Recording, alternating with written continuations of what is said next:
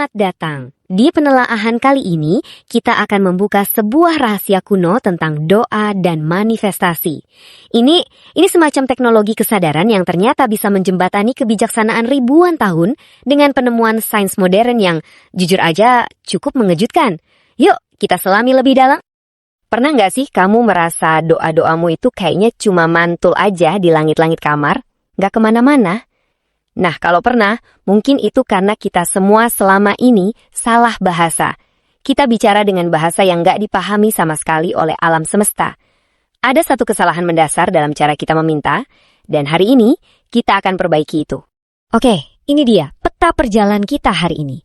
Kita bakal mulai dari kesalahan paling umum, terus kita akan pahami bahasa yang sesungguhnya itu apa, lalu kita cari tahu di mana pemancar terkuat dalam diri kita, belajar teknik radikal buat menggunakannya, dan terakhir kita akan bahas 4 langkah praktis yang bisa langsung kamu coba.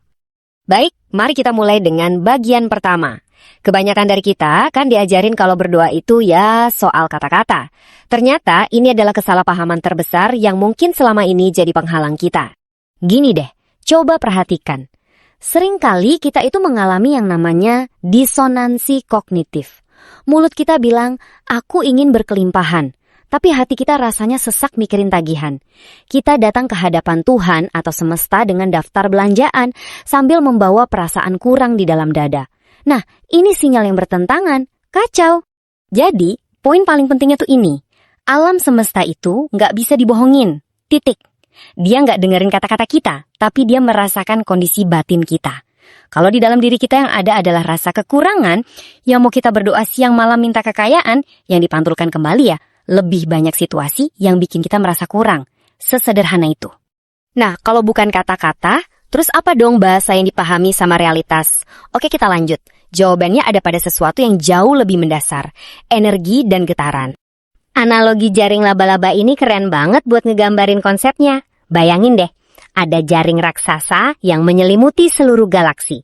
Kalau kamu cuma teriak-teriak di depannya, ya jaringnya nggak bakal bergetar. Tapi, coba sentuh dengan ujung jarimu, dengan perasaanmu, maka seluruh jaring itu akan ikut merespons. Sentuhan itulah emosi manusia. Atau gini deh cara kerjanya.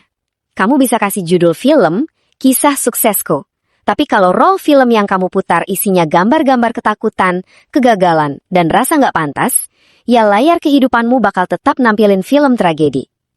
Matriks ilahi ini nggak peduli sama judul yang kamu kasih. Dia cuma memproyeksikan apa yang ada di dalam roll film itu. Dan inilah intinya. Jauh sebelum kamu ngucapin sepatah kata pun, kondisi batinmu, perasaanmu, itu udah duluan memesan takdirmu ke jaringan energi ini. Perintah yang sesungguhnya itu bukan suara, tapi jiwa. Sekarang kita masuk ke bagian yang super menarik. Soalnya ide-ide ini tuh bukan lagi sekedar omongan mistis kuno. Sains modern, terutama lewat penelitian tentang jantung manusia, mulai membuktikan apa yang sudah para yogi tahu ribuan tahun lalu. Coba lihat angka ini. Ini gila.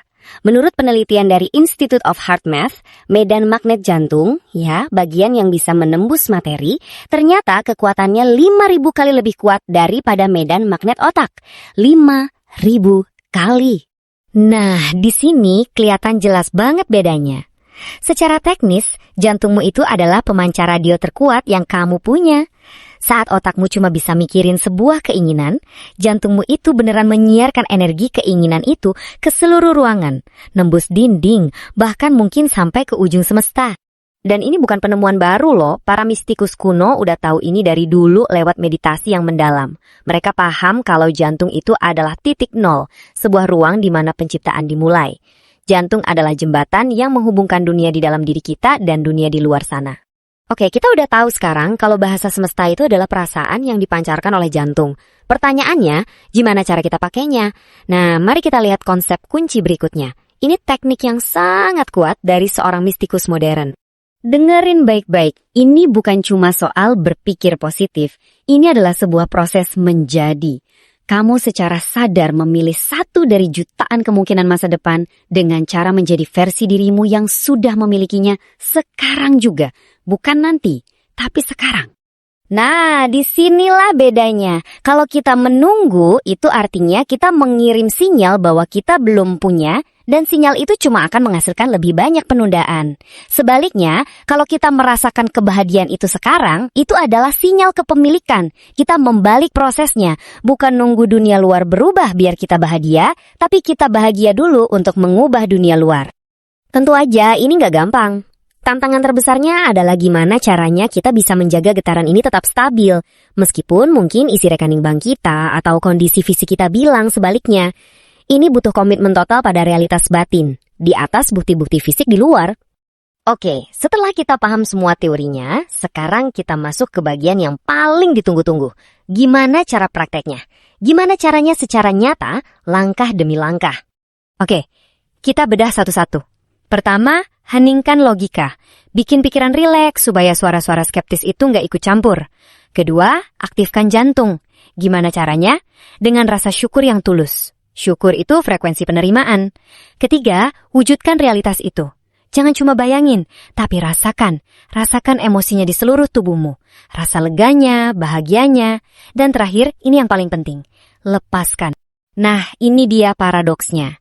Rasa butuh atau keterikatan itu adalah getaran kekurangan.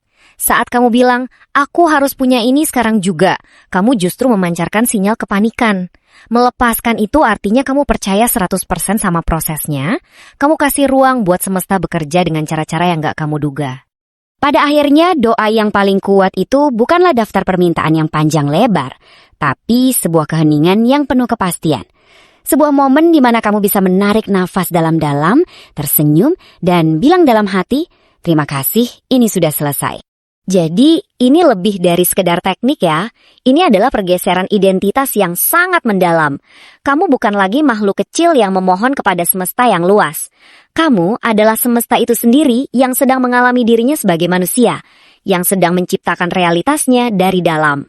Saya akan tinggalkan kamu dengan pertanyaan ini.